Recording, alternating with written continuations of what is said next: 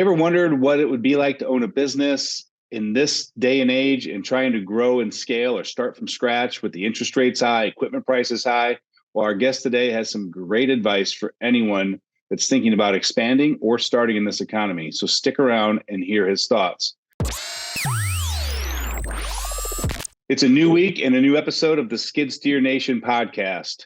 Before we introduce our guest today, I do want to take a second to say first, please subscribe to the podcast so that you can be updated when new episodes come out, and make sure you guys comment and reach out to us with any feedback, insights. Hearing from you guys makes my day.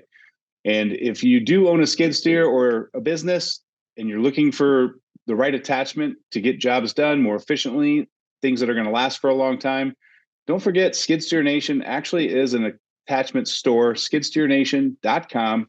You'll find only American-made skid steer attachments, and we've got a whole line of them over there. So head over to skidsteernation.com and see what we have to offer. Well, today our guest is David Beall. He is from Dover, North Carolina. He owns a company called Eco Land Management. He and his son, I believe, are doing this together. We'll dig into that a little bit deeper. And he started out as a lineman and made the transition. And he's got a lot of thoughts on the current economy, the interest rates, and we're definitely going to dig into that stuff later. So, David, thank you for taking time out and joining us on the show. Thanks for having me. Yeah. So you're sitting in the truck today. You said you got rained out on a job. Oh no, customer didn't have all of his ducks in a row, and we got shut down for permitting issues. So it's always a fun day. Always a fun day. It's never boring when you own a business. You never know what little issue is going to arise or large issue. That's right. Every day is different. Take it with a grain of salt, really. Yeah. So you were a lineman. Were you traveling lineman, or was it all local? I was. So a little bit to the backstory. I started young doing landscaping and such, and it grew into a home site development company in South Florida.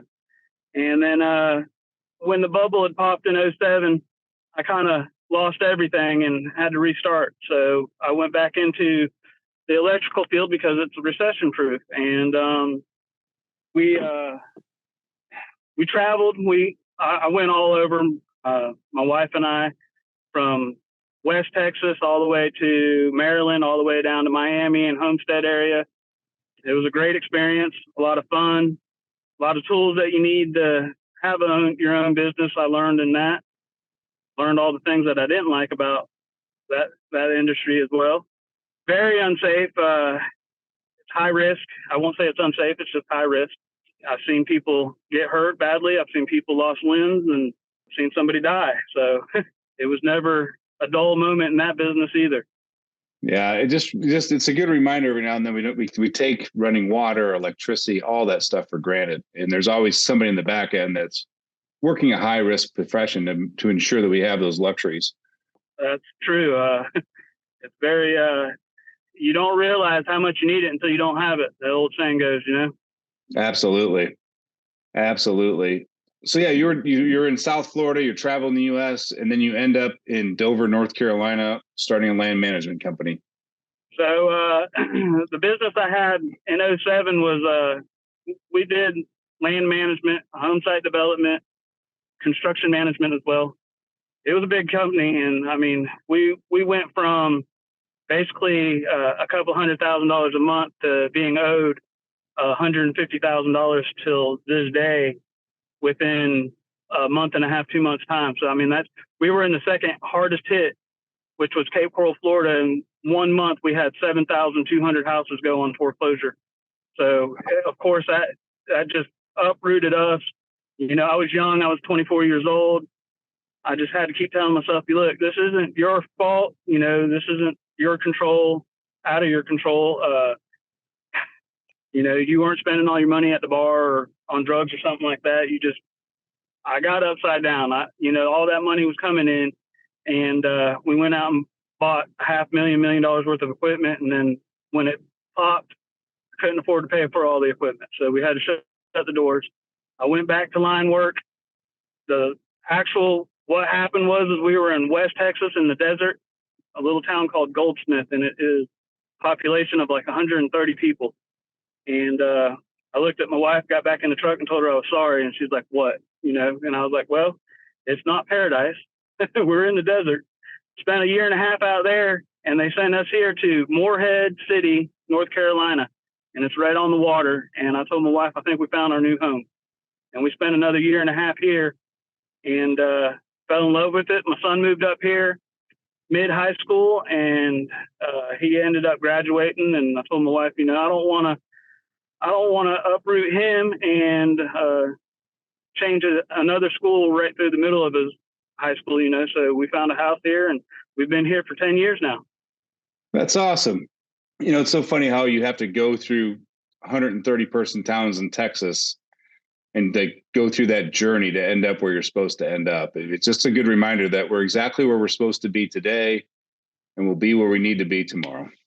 That's right. That's right. I believe I'm a big believer in fate, and, everything happens for a reason. So I try to take everything with that concept and not let things weigh you down. And that's a big part of this business. We have something break usually daily. So if you let that bother you, then being self-employed is not for you. Yeah. And I can only imagine if you go back to like 2008 when that bubble popped for you in Florida, especially being in your mid 20s, not, you've got some life experience, but you can look back now saying I was still pretty green as far as life goes at 24. So it's, and to me, that outlook that you had of like, it's not my fault, I couldn't control the economy. That's an amazing outlook, especially when you're that deep invested into a business, which looks like debt on paper. You're at that age. So did you have a lot of moments that you had to talk yourself out of either like being the victim or like an imposter, like, God, I didn't belong here. What was I thinking? Or were you able to keep a level head for a majority of the time? I'd like to look back at it and say, hey, I handled that perfectly, but I learned from it. It wasn't handled perfectly. I had I was going through a divorce, or I had went through a divorce, right before the economy broke. And that weighed on me a lot because, I never wanted to have my kids grown up in a broken home. And it was a whole bunch of stuff that just kind of crashed on top of me at once. And I look back at it and think, well, it made me who I am today. My son says that to me all the time. If you wouldn't have done this, you wouldn't be who you are right now. And I contribute that to that. So to me, I don't regret any of it. I do things different now. Biggest thing that I do different is I buy what I have to, finance what I have to, and then I pay it off before I go out and acquire new equipment. So I'm not going to get so extended out there to where I can't afford to. My mortgage in Florida was like $5,000 a month. And, here my mortgage is $800 a month. So I'm never going to let that balloon again, where I can't go and get a job at Walmart as a door greeter if I had to pay for my mortgage. Because losing the house was the hardest thing.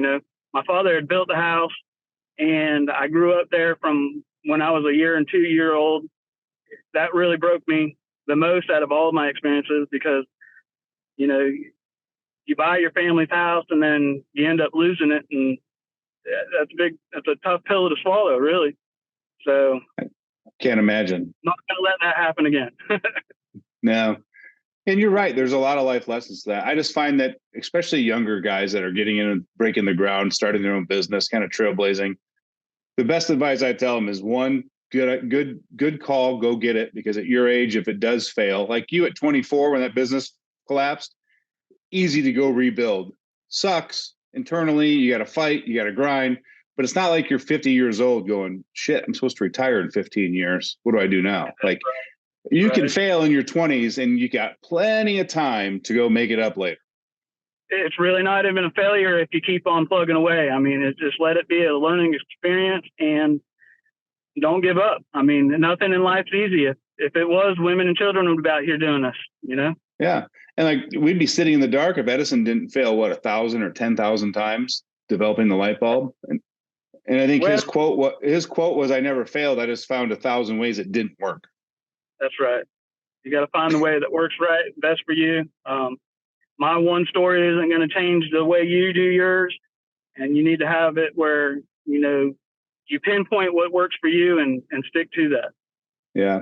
But I do feel like your story will, like, I mean, there's somebody out there listening to this who's struggling right now, questioning why you started a business, looking at the bills piling up. I mean, the numbers show that somebody's listening to that out there. And if your story can be like a beacon of hope to go, hey, just grind, keep working, put pencil to paper, develop a plan, work through it. Don't give up.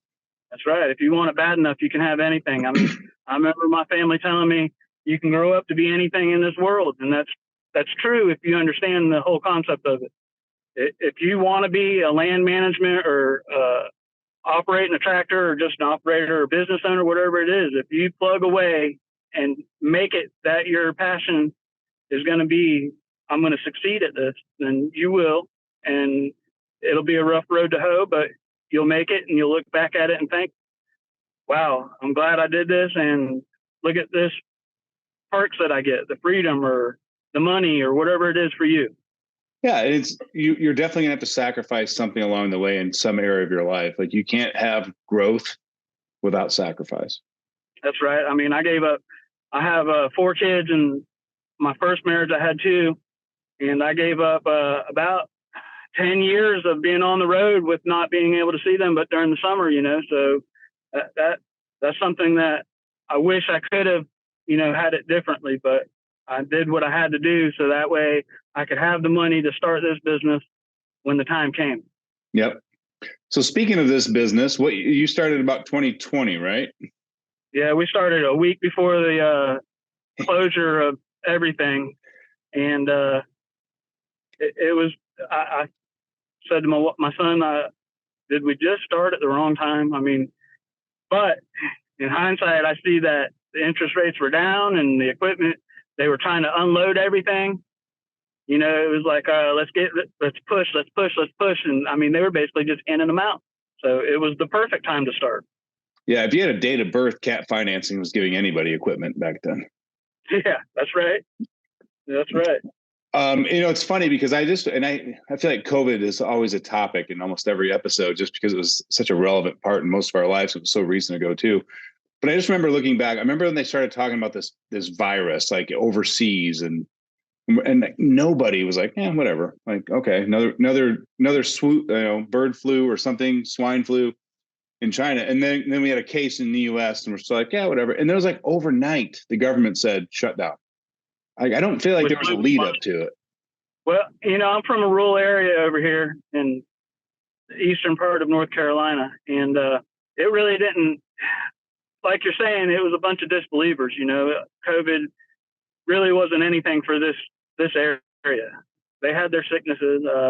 We pretty much stayed away from anybody that had mandates or anything like that. There was a couple counties that we were close to that they were a little more strict, but pretty much everything around us was laid back. Unless it happened to somebody that they cared about, they really didn't do or say anything about it. I just remember like feeling like one day, like, all right, something's coming. We'll see what happens. And the next day, like lockdowns, close these businesses. And I was like, isn't there usually a lead up to a shutdown? I just felt like the hammer dropped in one day. I've never seen a shutdown before. So that was new to me. I'm thinking, are they really, this is only going to happen for a week, right? And here we are a year later. What the heck? We're still shut down. Yeah. I remember we started Skid Steer Nation because that month in March, right after COVID started, it was like, all right, now's the perfect time. I'm gonna be home. I got all this time. We can build a website, build a marketing plan, and go from there. And that was baffling because it wasn't 2 months later, everybody was talking about how busy they were because homeowners were sitting at home with nothing to do, staring at their property. And I almost feel like for the land service industry, it was probably like a silver lining to have COVID because businesses were able to just launch and grow. And I mean, it was great. It really was. I mean, things have started to slow down now, but then the fears were shortly replaced. Well, let's go out and buy another piece of equipment now that we got this. And I feel like this is going to be, we actually started in the forestry, and there's so many people that went out and bought equipment, it seemed at the same time, and they were charging such a ridiculously low amount that I know a lot of them have already gone out of business now, but I know that, the things that you don't see in business are your maintenance, your employee the money that you pay them you pay them $25 an hour. Well, you might as well figure you're going to be paying them $50 an hour because of all your government dues and taxes and stuff. So you got to figure that in. But the maintenance is the big thing. These people are going out and, they were charging $75 to $100 an hour. And I try to never bid by the hour. I don't try to give an hourly rate, but when they start doing stuff like that, it really makes it hard for you to go out and get a job where their work it was subpar by far, like they would get out there and realize that they charged too little and not even finish the job. I saw a lot, but, or they just wouldn't do a good job at all, so that kind of, we stepped back and said, all right, well, what can we do? So we went kind of a different direction than the forestry mulching. And, we still offer it. We do it. We have the equipment to do it, but we're not going to compete with people that are going to go out of business in a year that are charging $75 to $100 less than what they should be charging. Yeah. So you said you don't like to charge jobs by the hour. Can you kind of give us your reasoning behind that, or how do you bid your jobs? So my first thing is I'm not going to go out there and bid a job by the hour and be able to get it done in 2 hours. And now I just shot myself in the foot with being able to get the money that I should have got for the job. These aren't accurate numbers. No job really takes you 2 hours, but you know what I mean? I like to go out there, physically put my eyes on the job, see if there's any wetlands or marsh, ponds, fence, metal, old mobile homes that are buried in these places. You just can't really tell that, so unless you go out there and look at this job. So I'll go out there and look at the job. And I've gotten to the point now where I let my son do the bidding to where he feels confident enough to, he's going to be able to have to do this here soon. And to the point where if you go out there and bid a job for, let's say, $5,000 to clear an acre or something, and you tell them, well, it's going to be $175 an hour, and you can clear this acre in 12 hours, you've just lost money. So there's no sense in bidding by the hour. And then customers start, well, you still owe me an hour, or can you do this since I have an hour left? Or, it's always something going to get added to it. And it's just a bad experience. The only time I try to do by the hour is like I have a contractor in the county next to us, and I will give him not an hourly price, but I will, all right, this is what it's going to take us to do it. So this is what the price is going to be. And that's what it boils down to in the hour. And he's a big contractor though, so he needs a little bit more information than your regular homeowner does. Well, he's running a business and he's got to justify a cost versus an expense to a profit on his end as well. But like those homeowners, landowners, like they have a problem and they need a solution.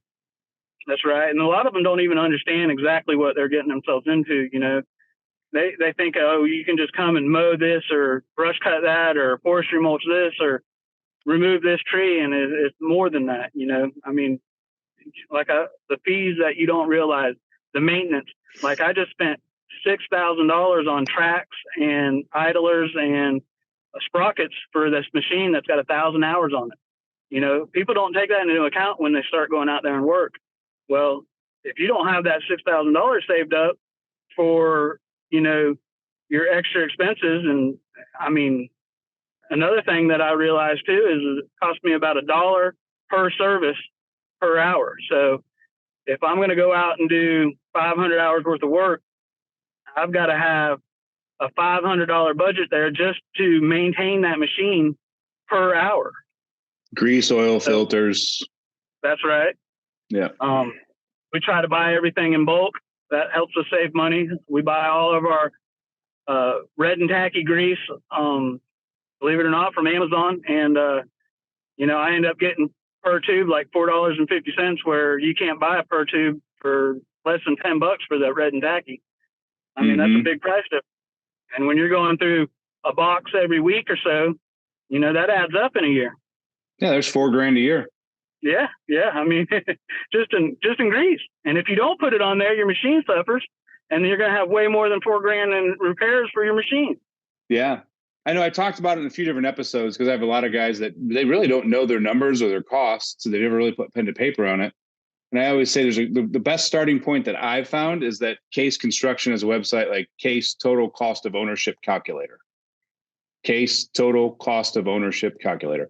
And you can go in there, you can pick the machine, you can pick your purchase price, your depreciation, your interest rate, you can calculate all that. You can put your workers in there, maintenance that you want to set aside per hour, and it'll actually calculate what your cost to operate that machine per hour is. And it's not to the nickel because it's a generic calculator for all machines, but man, it's a substantially better starting point. Oh, that's a good website. I didn't know about it. The big things that you don't realize too is the windshields. I mean, how many windshields? We got Lexan windshields, but we still break them. They still get broken. I mean, that's $1,000 a pop right there. I mean, accidents happen all the time. We had a tree roll off of the burn pile right onto the cab of our Bobcat, and it didn't crush it, but it dented it. You know, I mean, a new cab's $6,000. These are things that you got to account for every year, or you're going to have a piece of equipment that you can't use no more if you don't have that little nest egg there to be able to repair it. So I'm just curious to know, do you have one single bank account that you operate your business out of, or do you have multiple accounts where you're setting money aside in savings account for maintenance or repairs or unexpected events, or how do you set up your business? I have one business account right now.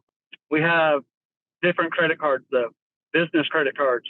And one credit card is for, fuel and daily, like if we need something for the job, and then one credit card is for the maintenance and stuff. So that way we can keep track of everything. It's not just, I bank with PNC, which they've been phenomenal as far as showing you a detailed list of what you've got coming in, your net cash flow, what you got going out.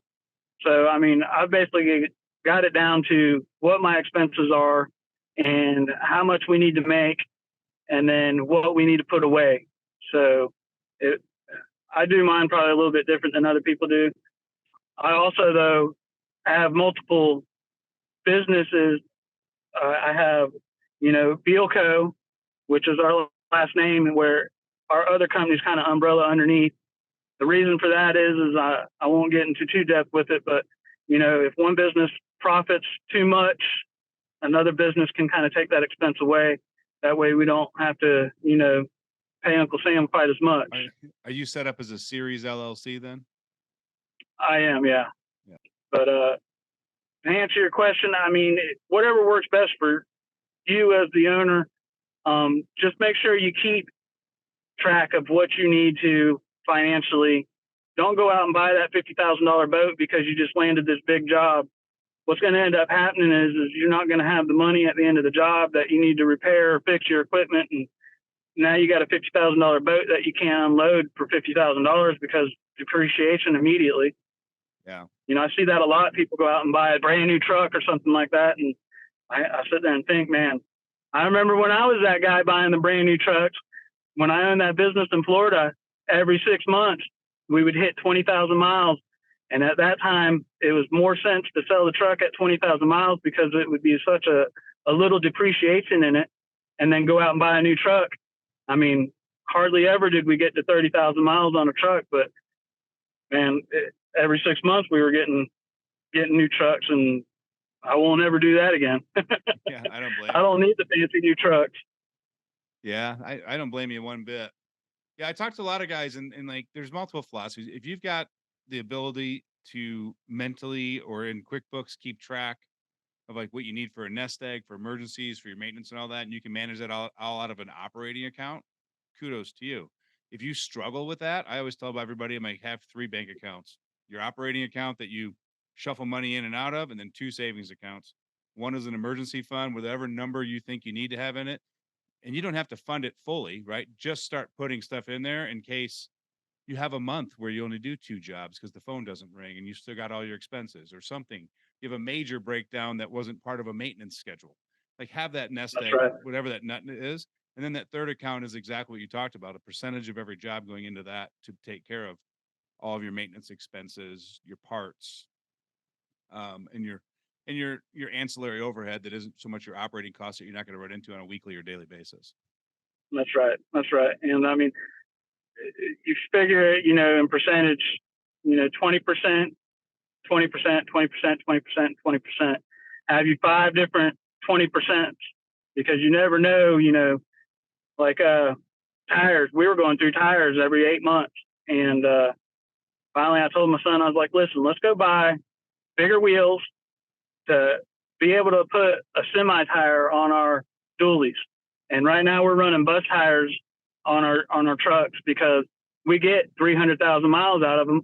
Now, granted, it costs us $5,000 to do that, but I won't have to replace tires for 5 or so years because of that. Mm-hmm. Where it was going to eventually, I might have saved money spending the $1,000 on tires every year, but in the long run, you got your downtime, you've got a ticket that you might get when that cop pulls you over for not having proper tread on your tires and such. So, I mean, it really adds up on that aspect of it, where you might not see it being a cost-effective thing, but on the long run, it is. I mean, you've got to anticipate all those little things, even just with tires. I mean, you wouldn't even think about it, but it does add up. Yeah, and it's easy to look at that and say, "Oh, I've got 5 years, so I got to reinvest in those. I don't need to start saving for them today." But if you took $50 a week or $50 a month for 5 years, then you'd have the money That's to right. replace them in 5 years instead of going, shit, we got to replace the tracks on the thing. We got tires on the truck. Now That's your right. $5,000 that you didn't plan for turns into 20 grand. And you're like, Yep. I don't have that much cash free because I'm waiting on receivables, or I got this. But it's just, there's always something if you don't plan far enough out ahead. That's right. I mean, I'm not quite a 5-year planner. I'm more like a 2-year planner. So running a business is kind of like playing chess. If you look and see what your next moves are and stay ahead of those moves, then you'll do fine. Yep. Always try to be 2 or 3 moves ahead. That's right. So you said more of a 2-year planner. Do you have like goals and visions written out that you're trying to achieve in the next 24 months? Or are you just looking at it as far as safety, security, and financial? All of it. I've got my son now where he's got a vision board too. The equipment that we want in the next year or two, we've got on this vision board, along with, the toys that we want in the next year or two. I think if you can see it mentally every day somewhere, your refrigerator, your mirror. We've got ours on corkboard, in the office.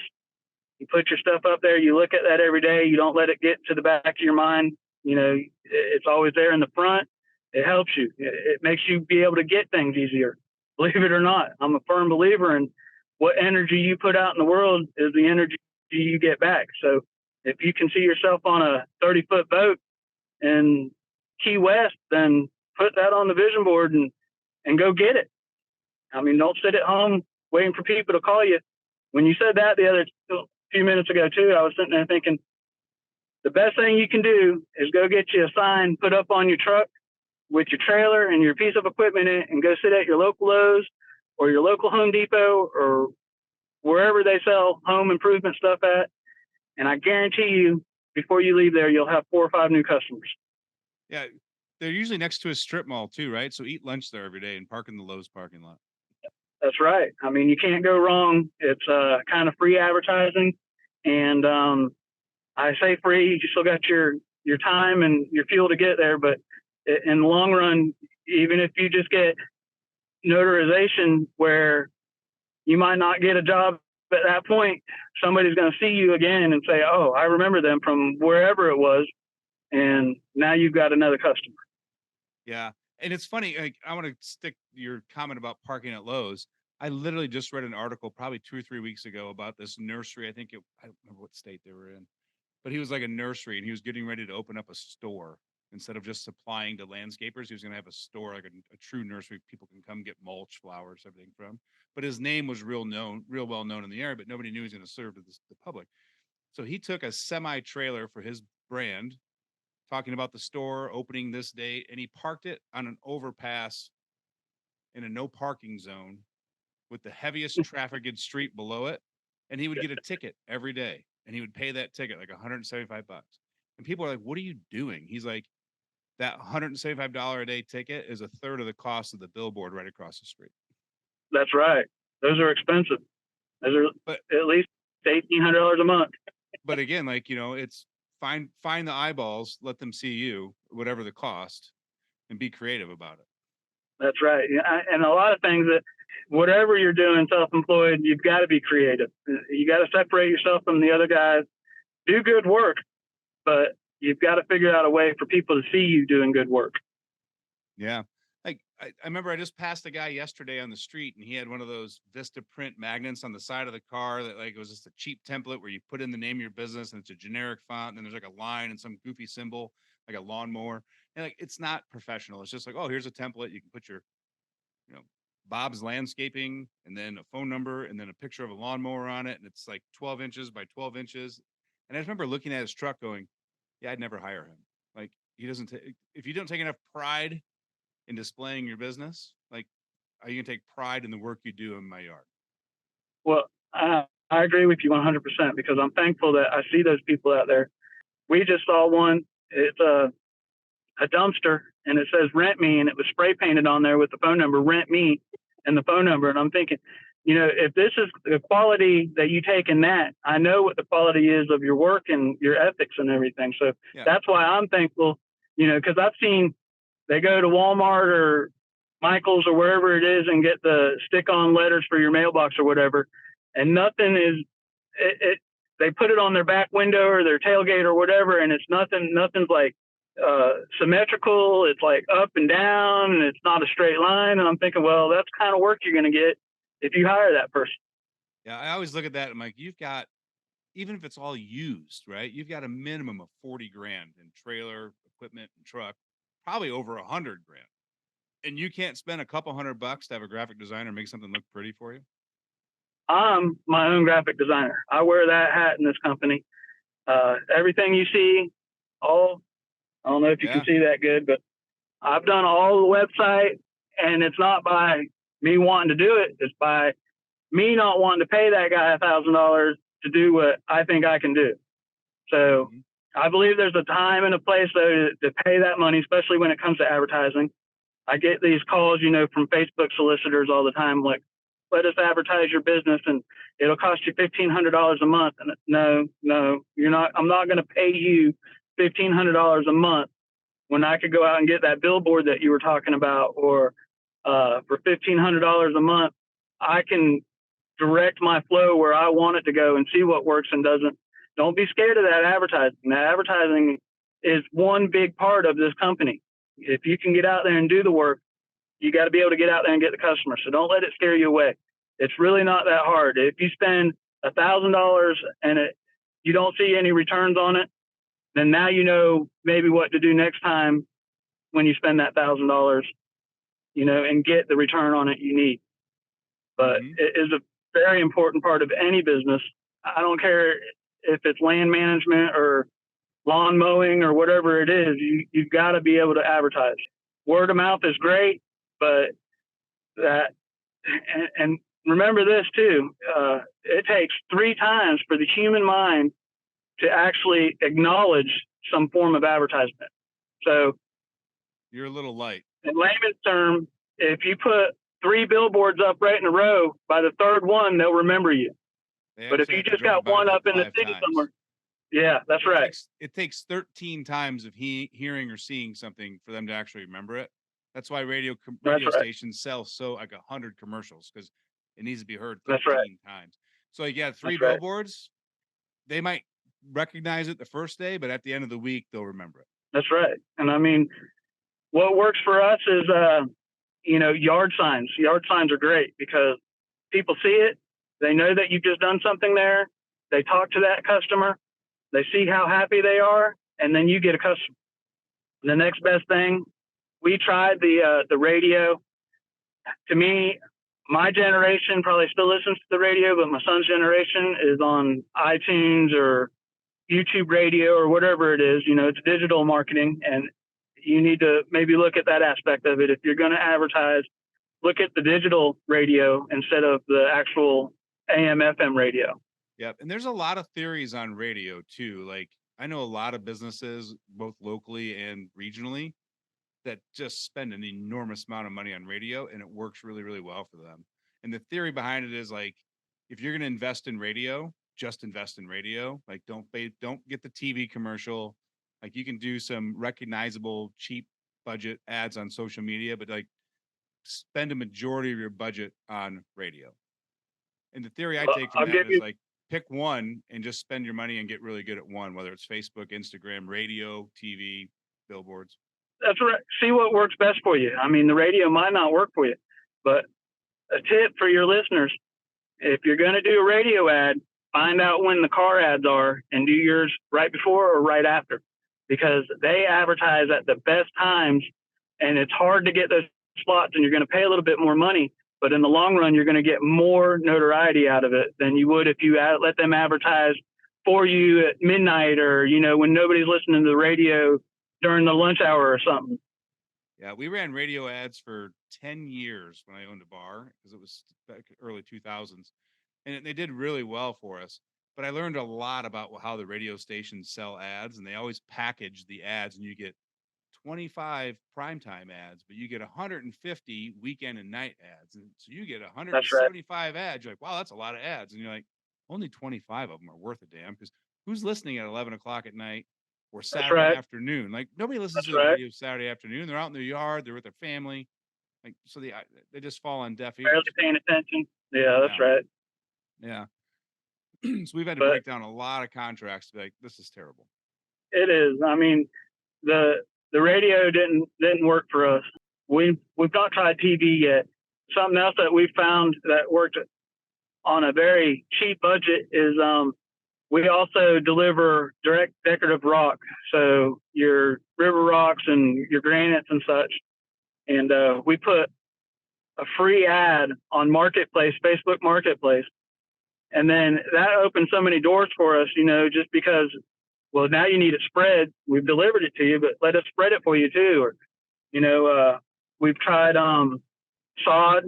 My dad. The reason I'm probably in the industry that I'm in is because in South Florida, my dad had one of the biggest sod companies.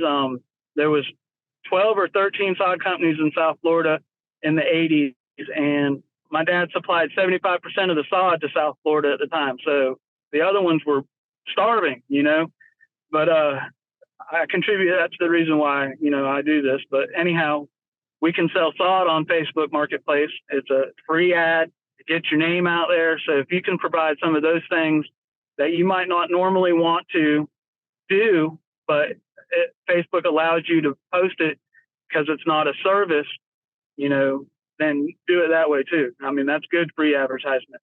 And have other people post them for you, your girlfriend, your wife, your kids, whatever. Have them, because the more that are out there, the more likely you're going to get some kind of return out of those, and they're free, so you can't go wrong. Yeah, and that's kind of been our little hack for the marketplace too, is whatever service you're providing, sell the materials. That's right. That's right. Yeah. Works out. I mean, that's good free advertisement. But absolutely. Again, I think the yard signs are about the best. You can't beat the yard signs. So your yard sign, I mean, we talked to a lot of guys that do yard signs. So is your yard sign just a generic advertisement, or is it per product? Like, what walk me through what your yard sign looks like. It looks just like this with two phone numbers underneath it, mine and my son's. Okay. So it just says Eco Land Management on it. When I did the advertisement, I put the equipment on there, so it kind of gives people a general idea of what land management is, because a lot of people don't know. They look at land management. What's that? Well, we can remove trees, we can lay sod, we can, do whatever you need around your home or your proposed home site, So that's why I added the equipment in there, so it kind of gives them something to grasp. And then short and sweet is always the best. Keep in mind when you do advertisement, the bigger you can make it to where it's eye-catching. Don't put in there, we do mulch, we do rock, we do sod, we do land clearing, we do all this stuff. That's stupid. Don't do all that. Just put, something that's going to catch their attention and some phone numbers on there. If they really are in the market, they're going to call you. Yeah, I work with a guy in Canada, and the blackberries are very invasive in his area. And his yard sign that he puts out every spring just says blackberry removal and a phone number. That's it. That's all you need. Pick something else too that you just reminded me of. Don't try to do a bunch of things unless you absolutely need to survive. Pick something like ours is land clearing and brush removal. So we do demolition, and we do, the hauling and the sod and all that stuff, the landscaping if we have to. But we don't try to advertise that. We just picked one thing that we kind of stick to and let the other stuff work its way out. We get enough business to stay busy, and we pick up other little leads along the way, which, is just extra money, really, if you look at it that way. But the reason I say that is because you're going to overwhelm yourself if you try to figure out how I got a sod job this week, I've got a rock delivery this week, I've got a land clearing job this week, I've got all this stuff I got to do, and it's going to overwhelm you and not make the business fun.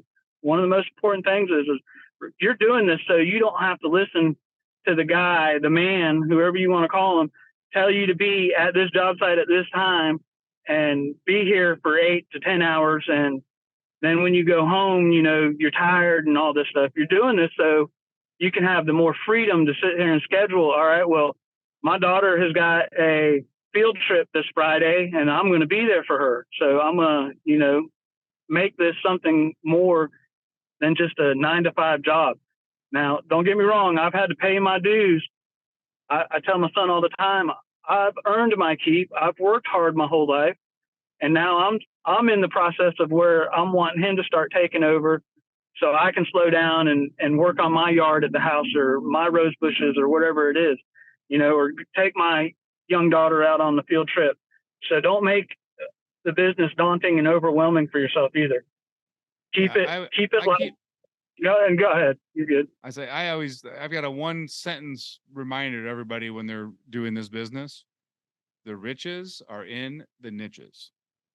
That's so right. Every service is a niche. And the fewer niches you serve, the more riches you can make. And it sounds counterintuitive, right. But everybody that has done that always tells me, he's like, I should have done that years ago. That's right. You can overwhelm yourself and make it unpleasant for sure. And I always use the same example. I take the septic system installation company. They have all the equipment to do all the services you do. Maybe not forestry mulching, but dirt work, gravel grading, land services. They can do all that. Nobody calls them for that because they specialize in septic systems. That's right. And it's funny you say that because my son's actually going to get his septic license this next week. Oh, really? But it's a no-brainer around here. I mean, we'll keep doing because ultimately what he wants the end result for him is he wants to do commercial site development. He wants to have all the equipment to do laser levels in the parking lots and the utilities and all that stuff. So that's his goal. But in the meantime, he's going to get his septic license install. Then he's going to go back in a few months and get the inspector license. And we all know anything with landscaping and land management, it's a seasonal job. And this is about the time that usually everybody starts to slow down, where the septic system, it doesn't slow down. You're going to have a clog. You're going to have a failure in the part or whatever. So it's basically just to fill in the voids. Yeah, and it's recession proof, right? Like, doesn't matter what the economy is doing. If your septic doesn't work, you have to get it fixed. You have to. And that was one of the big things. In South Florida, everything was pretty much on city septic. And here, there's only 1 or 2 communities that are actually on city septic. So pretty much everything else is sewage here. And what you find in a lot of markets across a lot of towns across the United States is the guys that do septic systems, they've been doing it for 20 and 30 years. And there's not a lot of young guys breaking into the septic industry. So you're going to see a massive turnover, I think, in the next 2 to 5, 8 years when these guys retire, sell their business, hand it off to a younger generation. Like, the market's ripe. And if a guy's been doing business 30 years and you come in and start doing septics also, he's more than likely going to help you and not try to crush you. He's made his money. He's comfortable. His customers call him. It's on autopilot. You're not even a threat. That's right. That's right. And I mean, there's so many. We've got in the 3 surrounding communities, we've got, close to 250,000 people. And I'm pretty sure that there's only 2 companies in the one county that we live in. And altogether, there's like 6 companies without the 3 that I keep talking about. So it's really a strained market already for any customer that needs to get out there and find, you know, a septic system, a septic pumper or a repairman, or, I mean, there is installation companies out here, but they don't do pumping. They don't do repairs. They only do new installs. So I feel like it's a good move for him. And I mean, it's something that he's wanting to do. It's not me, you know, saying, hey, go out and do this, because you know how hard it is to get your kids to do what you want them to do. So that's one of the things with when we started this business up, you know, I was asking him, you know, what do you want to do? And this is the directions we're going, is what he wants to do. Me, I'm laid back. I'm ready. If I'm going to do things, I'm going to do the more laid back stuff. I don't know exactly what that is yet, but I know that we are going to split off eventually. And, you know, I might go, when I was in Florida, I used to do waterscapes and koi ponds and, you know, stuff like that. And that's something I find very relaxing for whatever reason. Placing rocks and using water. I loved it. Get your feng shui on, man. That's right. I'm very creative, so I like to be creative in that way. Yeah. Nice. So we teased it at the beginning of the show, but you've got some pretty strong thoughts on expanding businesses and using debt for growth in this current market. You're very much against over leveraging the interest rates, machine cost, and if you've got some really good strong words for somebody if they're like trying to break into this industry as a new person, on how you think they should do it. Can you kind of clarify some of your thoughts on that for me? So one of the biggest dilemmas I think any company starts out with is they're just starting out and they don't have this equipment. So how can I go do this job if this customer knows I don't have this equipment? Well, you go talk to your local cat rep or bobcat rep or whatever and get the rental rates. It's going to be a little bit more expensive to start with, but you don't have the headaches of worrying about, all right, well, I don't have another job after this one. How am I going to pay next month's excavator payment or skid steer payment or whatnot? So I think if you're going to start out right now, get all your marketing, get all your LLC or incorporations, start advertising, keep your normal job. Big thing, get your CDL. If you're going to do anything in this industry, you've got to have a CDL Class A. Now they've changed the laws on it where you've got to go to like 16 hours worth of class or something like that. And these colleges are charging $5,000 to do this. You need to have that before you do this. That's very important. Get yourself a good trailer, something that can carry the weight of what you're going to be using equipment size. If you have to get a new truck at that point, then that's what I would start with, is your truck. Don't go out and buy the equipment and not have the way to move it. Right now, when it comes to the interest rates, for example, you know, the Bobcat was pretty much given to us. We got 0% interest. We paid $65,000 for it. If I tried to buy that same Bobcat right now, same year, everything, I'm paying $75,000 for it, and it's used. Brand new, same model, everything, it's $105,000. So, I mean, you can see the prices of them have gone up. If something happens economy-wise, you know, you're going to be stuck holding a $105,000 piece of equipment that you're not going to be able to get anywhere near back on. You're probably going to be looking at $50,000, $60,000. That is, I've been there. I've been in 2008. You know, I had 3 skid steers, and luckily I'd been in business for a couple of years and had been paid down pretty significantly. But I was upside down $100,000 on those 3 pieces of equipment. So, you know, I had to pay that out of pocket just to get out from underneath the economy crash in 07, 08. And, you know, that was a lesson learned. Get all your ducks in a row, though. Start out with what you need. Planning is key. You know, the truck, a lot of people don't think about, well, I need a dually to be able to carry this 20,000 pound excavator. I see it all the time, single wheel 2,500s pulling around a 20,000 pound excavator. DOT is going to pop you for $1,000 ticket as soon as they see you. And it's going to happen. It might not happen today, but it's going to happen.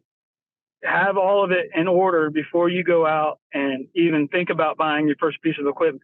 My dad always told me, you go out and get the work and then you buy your equipment. You might find out that forestry mulching isn't the key for your industry because there's so many people, it's already saturated in your area. Now you've got $150,000 worth of equipment that you can't really even get your money back on, much less sell for $150,000. Look at all the different attachments. The attachments are key. My word of advice is if you're going to finance something right now, go out and finance $50,000 worth of attachments. Make sure they're universal for the piece of equipment that you can rent in your area, and then just rent the piece of equipment as you need it. When we started out, we had the luxury of being able to have the piece of equipment because of everything being right. And whatever we couldn't finance or rent, like from Cat or Bobcat, like soil conditioner. Soil conditioner is a $10,000 product, but we can rent it for $125 a week. Well, it was a no-brainer just to go out and rent that soil conditioner in the meantime. Now, if you own that and you just have to rent a piece of equipment to go out and do the jobs, you're not as upside down as you're going to be. And believe it or not, the attachments hold their value better than the equipment does.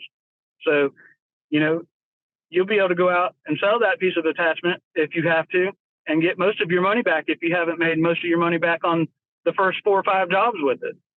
This sounds like the perfect time for a selfish plug to remind people that Skid Steer Nation is an attachment store. You can go to skidsteernation.com, and we also offer financing on all of our products. Sorry. And just so all your listeners know, I'm not being paid or soliciting for Skid Steer Nation. But go check them out. Yeah, head on over there. And that was one of the things you said to me before we started recording the show is like, I would buy the attachments and rent the equipment. And that was like, it struck a chord because I'd never really thought of it that way, but I'm like, it makes a lot of sense because they do hold good value. They're a lot less expensive. Yep. You can provide more services if you're going to have to provide more services. Yeah, like the soil conditioner and the aerators and the cold cleaners and, whatever industry you're going to go into with your skid steer, you're going to do better off that way. Yeah. And like the cold planer and some of those things, like they're awfully expensive. And like, unless you're doing specialized work, like rent it. But like a grapple bucket and a soil conditioner or a grader attachment, hell, even a trencher, if you do a lot of utilities, it does make sense to kind of own that versus spending the $150 a day renting it. That's right. And let's say you need an auger and you need a bucket or a grapple or whatever at the same job. You've got that attachment. Now you're just going to pick up one piece of equipment versus having to rent 3 or 4 of those pieces of equipment. But I hear horror stories about guys renting hydraulically controlled attachments. Nobody takes good care of them. The service department at the rental stores don't even really give them a good, thorough look over when they return. And like the seals are blowing out oil around the hydraulic pumps and motors, and this doesn't work right. And then you got to take the auger back to the dealership, which is another hour and a half out of your day to swap it out for a different one. It's just all for petty stuff. And that brings up a good story. I had a local rental company around here. We rented an excavator. It was a 13,000-pound excavator, and I got a grade bucket and a tooth bucket.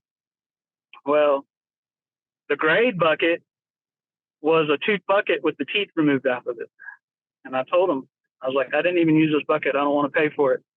And he's like, well, you took the bucket. Why didn't you bring it back? I was like, because I was an hour and a half away from where you were. And you should have quality control saying, well, this is a tooth bucket without the teeth on it. Let me not give this to you. I shouldn't have to monitor what you're doing, So I was kind of aggravated about that situation. Like I told him, I was like, listen, it's only $35 for this bucket, but I guarantee you, if you charge me for it, I will never use you again. Yeah. And why didn't you return It's it? I could have returned it and brought a bill for 3 hours of my time to drive it back to you, to drop it off and drive back to the job site. That's right. My son brought you a bill for $4.25 real quick. Yeah, I know it, man, but that's just the way it goes. You got, and mostly everybody out here in Eastern North Carolina, they're so friendly. That's probably the first person that I've come across with that just really was unpleasant. But I'm pretty sure that his dad started the rental company, and he's just a spoiled little brat trying to earn the money out of it. Yeah, there's a lot of them out there like that. There I'll is. tell you what, talking about your area, I mean, the Carolinas, I don't spend too much time in North Carolina, but South Carolina, that's like our favorite place to go get away because we're in Illinois. In fact, I think Yep. we're going to go to Charleston the beginning of December, but I love it there. I love the people. I just love, there's, the culture, the history, the people, the food. It's just, Carolina's got it going on, man. I could see myself ending up there eventually later in life. It's definitely my new home. I mean, like I said, I grew up in Florida. I was born in Florida, lived there for 30 years. And don't get me wrong, I love Florida, but Florida is just, it's not so many good people there anymore, It's hard to find people that you can trust, that can work for you, that you want to do business for. I mean, I had one customer that we did work for down there, and the SOB filed bankruptcy, and I ended up getting pennies on the dollar for what he owed me. And I mean, we're talking, I got like a $1,200 check, and he owed me like $28,000. So you see that a lot down there in Florida, a lot. Like I told my son, because we've talked about, I mean, we've always got a backup plan, always have your plan Bs. And our backup plans, if we have to, are we going to go to Raleigh or Charlotte, or are we going to go to South Florida where we know people? So if we go to South Florida, I was telling them, look, we're going to have a contract, because not every time we do jobs up here, we have contracts. Knock on wood, never regretted that. But a handshake goes a long way up here, where you could pretty much guarantee if you got a contract in South Florida, you're still going to end up getting screwed one way or the other, and have to take these people to court. I mean, I went through all that down in Florida. So I told them, I was like, the first thing is they're going to have a retainer. If it's a big home contractor and they're working on, building 100 homes or something like that, we're going to get a $50,000 retainer before it runs out. We're going to be getting more money from them, because I've seen it firsthand. I had a company where I did $11,000 worth of home grading and sod and all kinds of stuff, and then put a lien on the property. And they come and told me, hey, we need you to sign this lien, and we can sell the house and pay you. And I was like, well, it don't work like that. I was like, you're going to pay me, and then I'll release the lien. And all right, we'll write you a check right now. And I was like, something sounds suspicious about this. So I went down there, got the check, released the lien, so I didn't have to go back. Went straight to their bank. They told me they're insufficient funds. Well, I went straight to the district attorney at that point. And in the state of Florida, the law is if they write you a rubber check to release a lien, you get 3 times the amount of the lien. So I ended up getting like $28,000 out of them. So I'm pretty sure they made no money on that house. But it came 6-7 months after the economy crashed, and I was already pretty much done. I mean, it was nice to have that kind of money 6 months later when you didn't have any money, but it was too late. Yeah. So But you sound like a good planner. You like the vision board, the ideas, the vision for where you want to take the business, plan A's, plan B's. Like looking forward to the next year and a half, getting through 2024, maybe in the beginning of 2025. What's your feeling about the dirt industry or the excavation industry, and what you think a lot of business owners are going to be dealing with or flourishing with or struggling with? Oh man, that's hard. That's a good question. So I hate to say it, but a lot of it, is leveraged by the housing market and the interest rates, and all that goes hand in hand with politicians. I hate to say that too. I keep on telling my son, don't let the politicians drive you nuts, because in my 45 years of doing business, my day to day has not really ever changed, no matter who's in president or in office or whatever. But it does. It takes a while. It's like a trickle effect. So, since we've seen Biden in office, obviously there's been a downturn in the economy. The housing market's slowed. So that really stunts anybody's growth right now in trying to start a business or trying to expand your business. But I think that if you keep on, like I say, the necessity is that you got to go sit on the side of the interstate signage, or you're going to go sit at your local Lowe's and you're going to go out there and go door to door. I mean, that's the hardest thing for me. I'm not a solicitor. I can't stand to feel like I need somebody or I'm begging for work. So I can understand and relate with all your viewers out there. Look, this isn't the easiest thing, but what, maybe you could pay somebody to do it. That is it. They don't have the fear of it, or there's a word I'm looking for.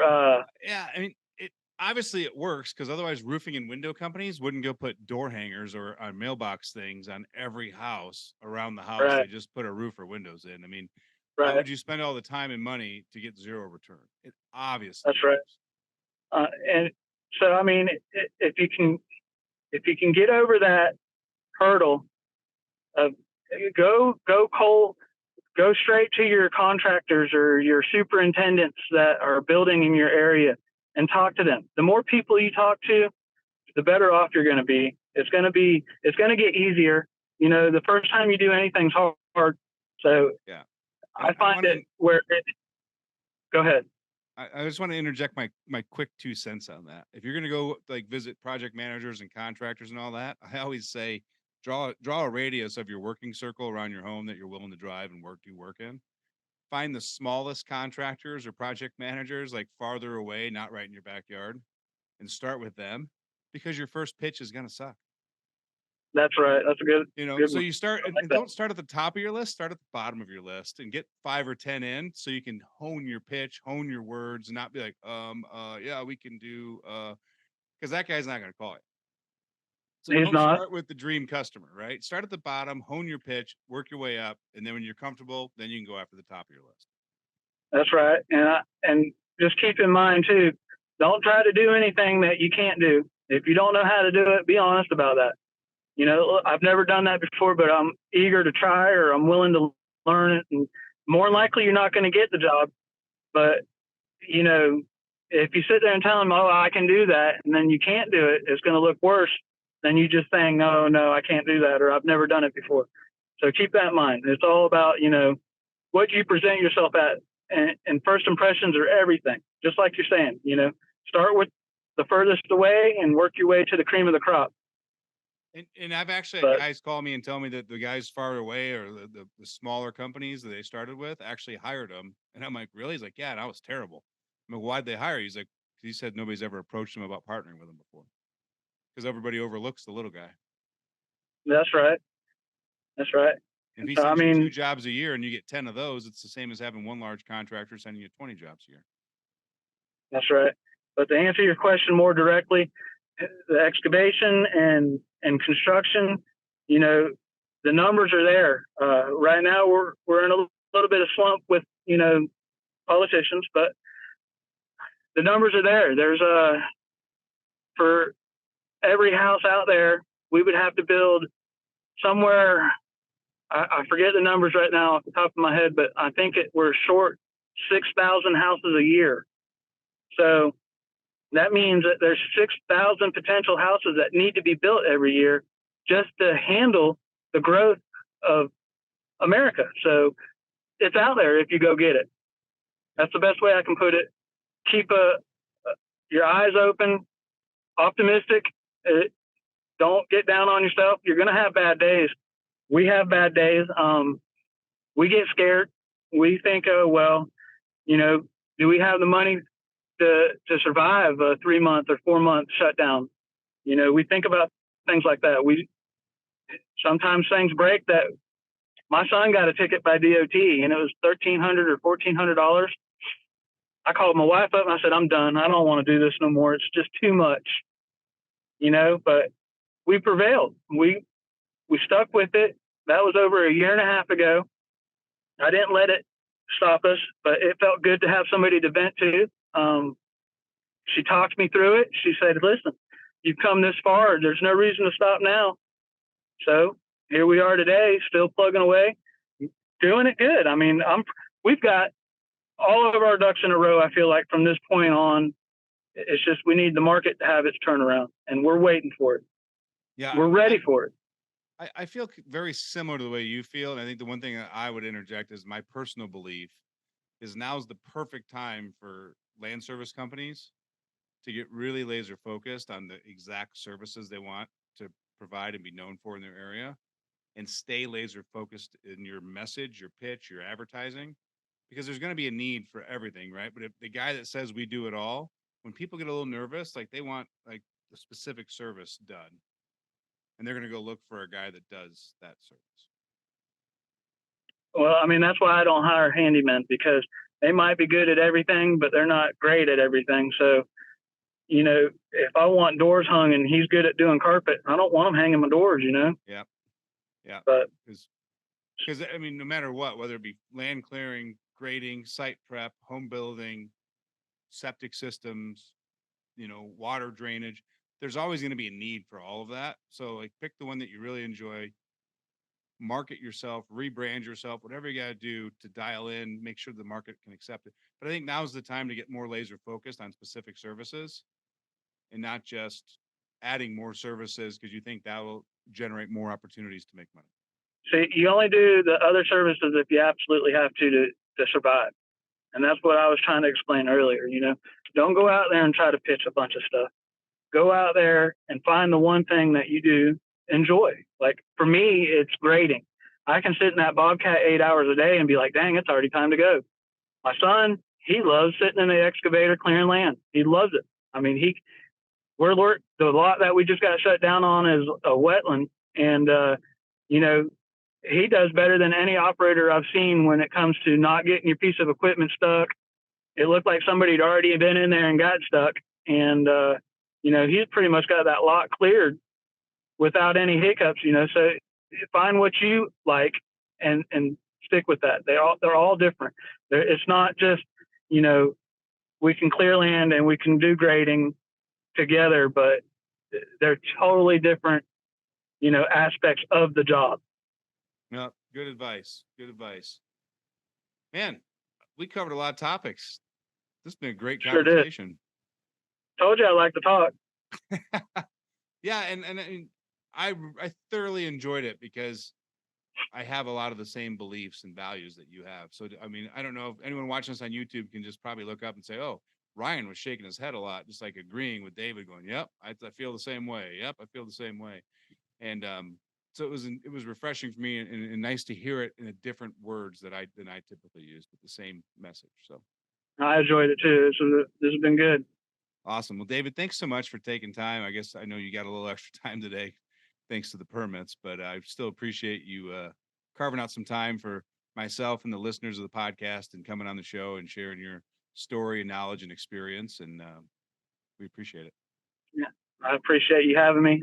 Ever need anything in the future, please don't hesitate to reach out. Viewers, if you ever need any advice or just need somebody to talk to, look me up. I love helping people. I don't ask for nothing in return. I got a lot of people around here that, you know, they find it refreshing because I'm not their enemy. I feel like if us contractors all got together and worked together, we wouldn't have these low prices that are uncompetitive with, you know, the people that have been around and kind of understand what's going on a little bit better. So definitely, anybody ever needs anything, just give me a shout. Awesome, David. We'll make sure to have your Facebook profile and your website listed in the show notes. So if you're interested in contacting David, just scroll through the show notes and you can find his link down there. So, well, listeners, another great episode with some wonderful knowledge on operating and structuring and running your business. If you still feel overwhelmed with some of that and you want some help with it, go over to groundbreakinggrowth.com. It's a consulting coaching business that's affiliated with affiliated. I own it as well. So it's part of the Skid Steer Nation brand family. We only work with land service and excavation companies, and we just help you structure, outline, create goals. We work with you on your marketing, sales, scripting, your building culture, team development, growth, whatever step of the business you're at. We just kind of help guide you and be a second set of eyes on the outside and work with you to reach your goals. And it's all 100% guaranteed. If you don't like the services we give you, we'll give you your money back. Book a call today and you will speak with myself, no one else, just me. So groundbreakinggrowth.com. Until next week, guys, be safe.